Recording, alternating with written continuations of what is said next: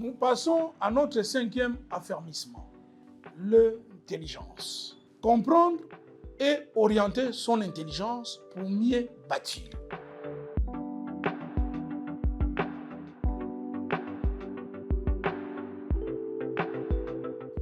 Bonjour à toutes et à tous. Chers compatriotes, permettez-moi aujourd'hui de vous parler d'un mot simple, mais d'une réalité puissante, l'intelligence.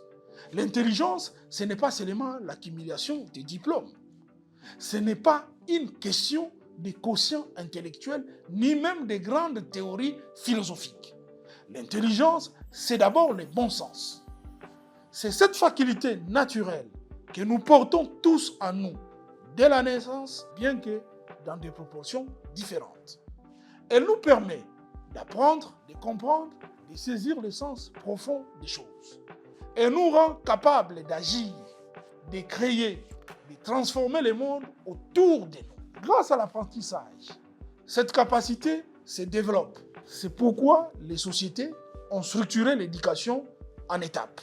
Les primaires pour les bases, les secondaires pour forger la réflexion, l'université pour approfondir et les postes universitaires pour exceller et innover.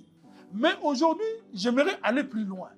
J'aimerais vous parler de la nature de notre intelligence et des types qui la définissent dans l'action. Nous avons deux natures d'intelligence, mécanique et technique. Nous avons tous une nature d'intelligence dominante, comme une âme fonctionnelle qui guide nos manières de faire. La première, c'est l'intelligence mécanique. C'est une intelligence rigide, structurée, orientée vers l'efficacité, la rigueur, la puissance, la domination de fait. C'est une intelligence masculine au sens énergétique du terme. Imaginez Cristiano Ronaldo, sa puissance, sa discipline, sa force de frappe. C'est de l'efficacité pure. C'est de l'intelligence mécanique en action. La seconde nature, c'est l'intelligence technique. Elle est souple, fluide, intuitive, orientée vers l'art de faire, la finesse, l'harmonie. C'est une intelligence féminine, au sens de la compréhension du terme. Pensez à Lionel Messi, par exemple, ses dribbles, sa grâce, sa lecture du jeu. C'est l'intelligence de la beauté, de la précision naturelle.